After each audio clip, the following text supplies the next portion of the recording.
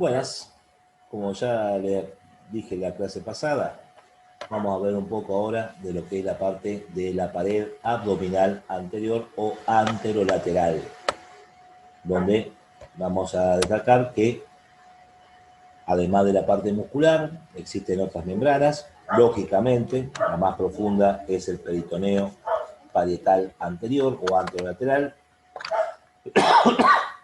Le sigue una membrana fibrosa propia, que se llama fascia transversalis, y después viene la parte de los músculos con sus correspondientes aponeurosis.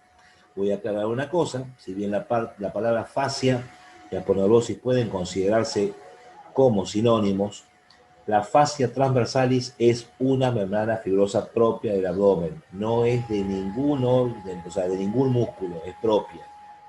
En cambio, después viene un músculo llamado transverso, que tiene su propia aponeurosis, pero ya es una membrana fibrosa diferente. Y después, por supuesto, vienen las aponeurosis de los demás músculos.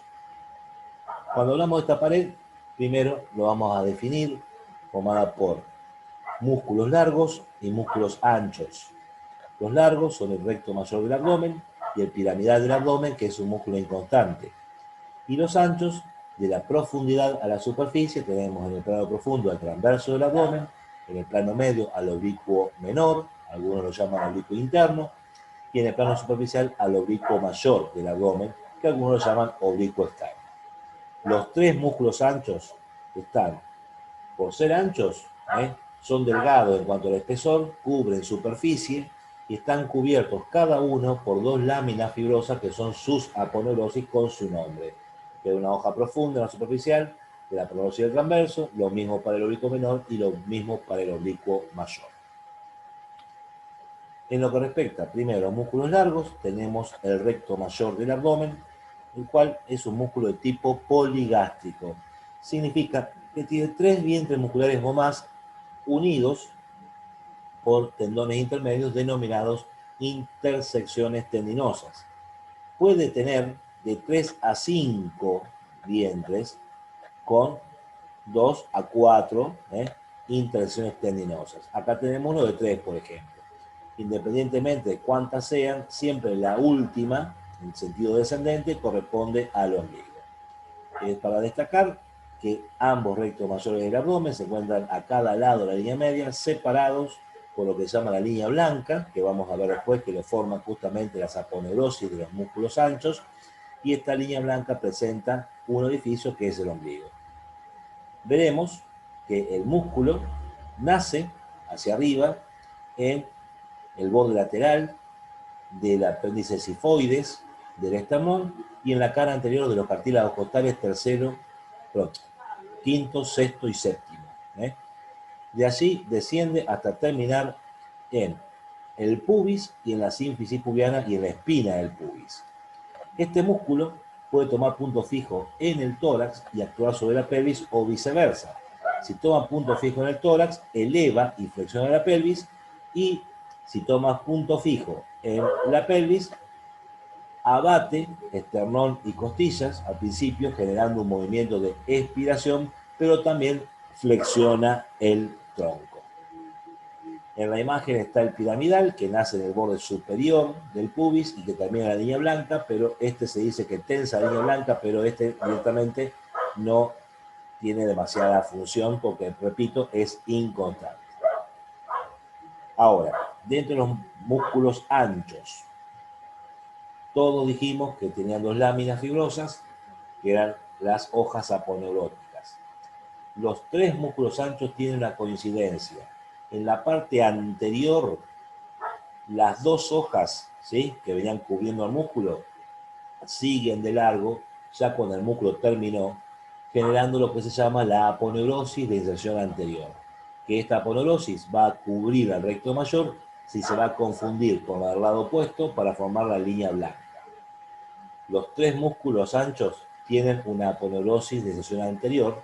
El transverso además tiene una parte de aponeurosis de inserción posterior. O sea que tenemos para describir inserciones musculares e inserciones aponeuróticas. En el caso de las inserciones de origen del músculo transverso, nace en la cara interna de los 6 últimos arcos costales, ¿sí? Este es el único de los 3 anchos que nace en la cara interna de los arcos costales, que son la costilla y el cartílago. Esto por fibras musculares. Después se inserta por una aponeurosis de inserción posterior en las apófisis costiformes, de las vértebras lumbares, vuelve a hacerse muscular en el labio interno de la cresta ilíaca y se va a insertar en el tercio superior o tercio externo del ligamento femoral inguinal. Recordamos que el ligamento femoral inguinal era un cordón fibroso que unía la espina ilíaca anterosuperior con la espina del pubis, debajo del cual, recuerden, pasaban los vasos ilíacos externos transformándose en vasos femorales. Entonces, desde la cara interna de los 6 últimos arcos costales, de las apófisis costiformes de las lumbares, de la cresta ilíaca y del tercio externo del ligamento femoral, las fibras musculares se dirigen horizontalmente hacia adelante y adentro y terminan dando origen a la aponeurosis de sección anterior por una línea que en la parte superior, ¿sí?, es convexa y en la parte inferior es cóncava, haciendo que la parte superior se asocie en cuanto a relación con el borde externo del recto mayor, mientras que en la parte inferior se separa de este músculo recto mayor. El nombre de esta línea sinuosa es línea de Spiegel. Y es para destacar que, habiendo aponeurosis en la pared abdominal y no músculo, donde predominan las aponeurosis, va a haber una zona débil de la pared, y donde predomine el músculo, va a haber una zona reforzada. ¿Qué quiero decir con esto? Si dependiera solamente del transverso, la parte superior de la pared abdominal estaría reforzada porque toma contacto el transverso con el recto mayor, pero en la parte inferior, donde se alejó, quedaría débil. Lo mismo que en los 2 tercios inferiores o internos del ligamento femoral. El músculo transverso, con sus aponeurosis, repito, envuelve al recto mayor, ya le voy a decir cómo, termina esta aponeurosis en la línea blanca. Al contraerse el músculo transverso, abate los arcos costales, creando un movimiento de expiración, a la vez que comprime el contenido abdominal para generar lo que se denomina mayor presión positiva. O sea que el transverso es expirador y genera presión positiva intraabdominal. En lo que respecta a los oblicuos, el oblicuo menor tiene su inserción de origen en el intersticio de la cresta ilíaca, el hueso ilíaco, y en los 2 tercios superiores o 2 tercios externos del ligamento femoral. Y las fibras en forma de abanico se van, las oblicuas, hacia arriba, adelante y adentro, de esta manera, ¿sí? Las fibras estas, las posteriores, terminan en la cara externa de las 4 últimas costillas, pero el resto se continúan con la aponeurosis de sección anterior en una línea que en la parte inferior es convexa hacia adelante y en la parte superior se va haciendo oblicua cada vez más hacia arriba y hacia atrás, alejándose del recto mayor. Por lo tanto, la parte inferior, ¿sí?, del abdomen, en este caso, quedaría reforzada por el oblicuo menor y débil en la parte superior. Pero recuerden que debajo ya estaba el transverso reforzando la parte superior. El músculo oblicuo menor, por su dirección de fibras, actúa de una manera diferente y hay que ver, vean el apunte, que depende del punto fijo y si se contraen los 2 o uno solo. Con punto fijo en la pelvis, en forma bilateral, abate las costillas, por lo que es expirador y genera presión positiva. Eso bilateralmente.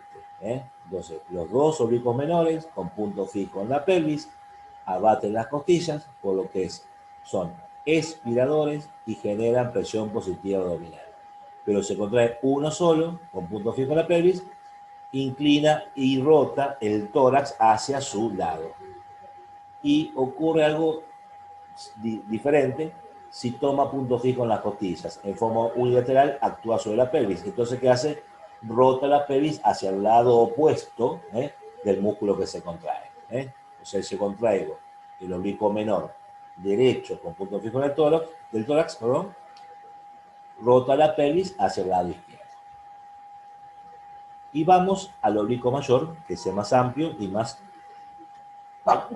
perdón, salud, complejo.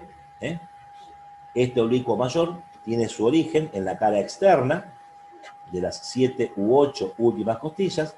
También es un abanico de fibras donde las fibras superiores son horizontales, las medias son oblicuas hacia abajo, delante y adentro, mano en el bolsillo para el oblicuo mayor, y las más posteriores e inferiores son verticales. Del conjunto de fibras, las posteriores, que son verticales, y algunas de las oblicuas, llegan a terminar en el labio externo de la cresta ilíaca, y el resto de las fibras oblicuas y horizontales se detienen en una línea de separación de la aponeurosis de dirección anterior que se extiende desde la espina ilíaca antero superior hacia arriba. O sea que a partir de ahí todo es aponeurosis de dirección anterior. En este caso no se acerca al recto mayor, salvo en el extremo superior. O sea que prácticamente por él no deja nada reforzado. Hay que destacar que la aponeurosis del oblicuo menor y el mayor, como ya dije, envainan el recto mayor, terminan en la línea blanca, porque eso es lo que hacen todos los músculos anchos. Pero también un detalle que es fundamental y lo voy a estudiar aparte, y es que la aponeurosis del oblicuo mayor se va a insertar en el ligamento femoral y en el pubis de una manera que es específica, y en todo el ligamento femoral. Pero destaco, repito, el transverso y oblicuo menor que se insertaron en el ligamento femoral lo hicieron por fibras musculares. El oblicuo mayor lo hace solamente por fibras aponeuróticas. Y esto lo muestro en la siguiente imagen.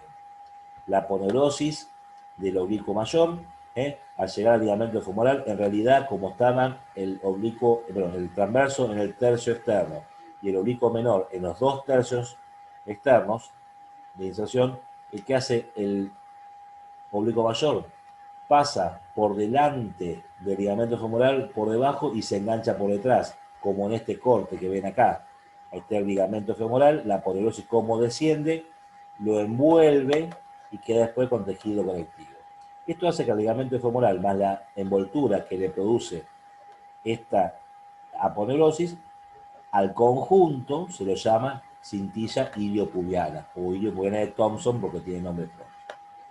Entonces, la mayor parte de la aponeurosis del oblicuo mayor en el ligamento femoral lo hace envolviendo al ligamento, transformándolo en cintilla iliopubiana. Una parte de la aponeurosis sigue de largo sin envainar el ligamento y termina en el pubis formando lo que se llama el ligamento de Zimmermann. Y por último, tiene 2 espesamientos, uno que está en blanco y otro en sombreado, que son los pilares del oblicuo mayor. Un pilar externo que termina en la espina del pubis del mismo lado, un pilar interno que se cruza para terminar en la espina del pubis del lado opuesto, ¿sí? Puede existir un pilar posterior que de existir hace lo mismo que el interno por detrás, también va la espina del pubis opuesta, generando entonces entre los pilares externo e interno un ángulo agudo abierto hacia abajo. Entre ambos pilares, el ángulo agudo queda cerrado por fibras llamadas fibras arciformes, de manera que con la cresta del pubis abajo, las fibras arciformes arriba, el pilar externo hacia afuera y los pilares internos cruzándose hacia adentro, queda un anillo más o menos elíptico, acá parece cuadradito, pero es más o menos elíptico. Calculen que es como la superficie del pulpejo un dedo índice, que eso lleva el nombre de orificio superficial del trayecto inguinal. El espacio por donde, por ejemplo, descendió el testículo, donde desarrollo intrauterino, donde pasa el cordón espermático por ende, o en el caso de la mujer, por donde pasa el ligamento redondo del útero. Este oblicuo mayor, ¿sí?, también, como el oblicuo menor, tiene funciones, con punto fijo en la pelvis y en el tórax, y que varía si son bilaterales o unilaterales. Si la contracción es bilateral, simultánea, con punto fijo en la pelvis, también abate las costillas, es expirador, ¿sí?, y genera presión positiva abdominal. Pues estoy a punto fijo en la pelvis de un solo lado, rota el tronco al lado opuesto, o sea que si contraigo el derecho, el tronco se va hacia la izquierda. Pero si tomo a punto fijo unilateralmente en el tórax, ¿sí? Actúa sobre la pelvis, girando la pelvis hacia el mismo lado del músculo que se contrae. O sea, yo contraigo el oblicuo mayor derecho, ¿sí? Con punto fijo en el tórax, giro la pelvis hacia la derecha. ¿Eh? Y si está con punto fijo en la pelvis, roto el tórax al lado izquierdo. ¿Eh?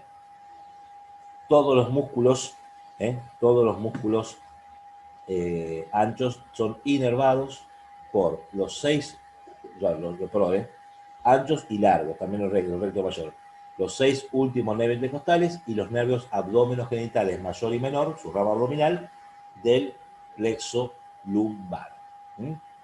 Irrigación dado por una arteria que se llama mamaria interna para el recto mayor, igual que la epigástrica de la ilíaca externa para el recto mayor, los músculos anchos por las arterias lumbares hacia atrás, subcutánea abdominal y circunfleja ilíaca o superficial en la parte anterior y la profunda, que son ramas de la ilíaca externa y también de la arteria femoral. Bien. La presencia, les decía, de distintas zonas con mayor cantidad de músculos o mayor cantidad de aponeurosis hace que donde haya más aponeurosis hay menos resistencia por tono muscular y por lo tanto son zonas débiles o herniarias. Una es el trayecto inguinal, que se debe describir, otra es el ombligo, otra línea blanca, línea alba, y una pequeña línea llamada línea blanca externa, que esta se encuentra por fuera del recto mayor, a la altura del ombligo, formado por las aponeurosis y los músculos anchos.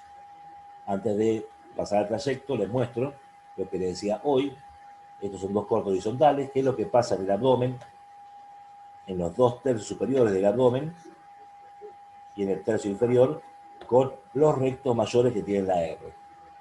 En los 2/3 superiores, el oblicuo menor, que tiene sus dos hojas, ¿no es cierto?, de aponeurosis, cada hoja envuelve por detrás y por delante del recto mayor, por lo tanto, la aponeurosis del oblicuo mayor queda por delante, y el transverso y la fase transversal, que nombré hoy, quedan por detrás. ¿Sí? Acá en el medio, me olvidé poner el nombre, pero acá sería la línea blanca, donde se entrecruzan todas las aponeurosis y los músculos anchos. Y acá al costado estaría la línea blanca externa, también formada por esa aponeurosis. Se dice entonces que la vaina de los rectos en los 2/3 superiores tiene una hoja anterior formada por la aponeurosis y disección anterior del oblicuo mayor, más la hoja superficial de la aponeurosis del oblicuo menor. La hoja posterior o profunda está formada por la hoja posterior o profunda de la aponeurosis del oblicuo menor, la aponeurosis del transverso y la fascia transversalis. En el tercio inferior, todas las aponeurosis quedan por delante del recto mayor, es decir, la hoja anterior o superficial de la vaina lo forman la aponeurosis del oblicuo mayor, más la aponeurosis del oblicuo menor, más la aponeurosis del transverso, quedando solamente como una hoja, como parte de la hoja posterior, la fascia transversalis. Esa es la vaina. Entonces vamos a pasar a esa zona débil, para terminar, que es el trayecto inguinal, que se proyecta en la pared abdominal, en la llamada región inguino-abdominal o inguinal interna, que es un espacio triangular, con un límite interno, que es el borde externo del recto mayor del abdomen, un límite inferoexterno, porque es oblicuo, dado por el pie inguinal, que corresponde en superficie al ligamento inguinal o femoral, y un límite superior que es imaginario, que es la línea que pasa por las espinas ilíacas ante los superiores. Va a haber un orificio superficial proyectado a 2 centímetros de la línea media sobre el pubis, un orificio profundo que está proyectado sobre el ligamento femoral, el pie inguinal en la parte media, 2 centímetros por arriba, y 4 paredes. Anterior le va a dar el aponeurosis del oblicuo mayor, la posterior que es la fascia transversalis, superior techo, que va a ser el borde inferior de los músculos, oblicuo menor y transverso, y una pared inferior piso, que es la llamada cintilla iliopubiana, que era esa envoltura que habíamos dicho que formaba la aponeurosis del oblicuo mayor al ligamento femoral. Acá, por ejemplo, muestra la aponeurosis del oblicuo mayor. Recuerden que detrás ya están pasando así en forma horizontal las fibras del oblicuo menor y transverso. Acá está la arteria ilíaca, la arteria femoral, antes de la ilíaca externa, dando origen a esta que es la arteria epigástrica, ya les explico por qué. Y acá está lo que dijimos hoy, más simple, en lo que respecta al orificio superficial. Este orificio está sobre el pubis, con la cresta del pubis hacia abajo, las fibras arciformes que unen los pilares hacia arriba, pilares externos hacia afuera, pilares internos hacia adentro. ¿Sí? Si yo miro esta parte acá, ven, no estoy señalando, pero desde atrás veo la ilíaca externa, cómo da origen a la arteria epigástrica y cómo la vena epigástrica desemboca en la vena ilíaca externa. Esta vuelta que hace, esta curva, recibe el nombre de callado de los vasos epigástricos.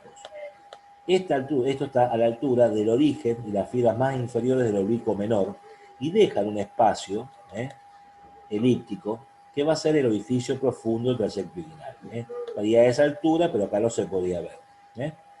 Decimos que el orificio profundo está limitado hacia abajo y hacia adentro por el callado de los vasos epigástricos, hacia arriba y hacia afuera por el borde inferior del músculo oblicuo menor.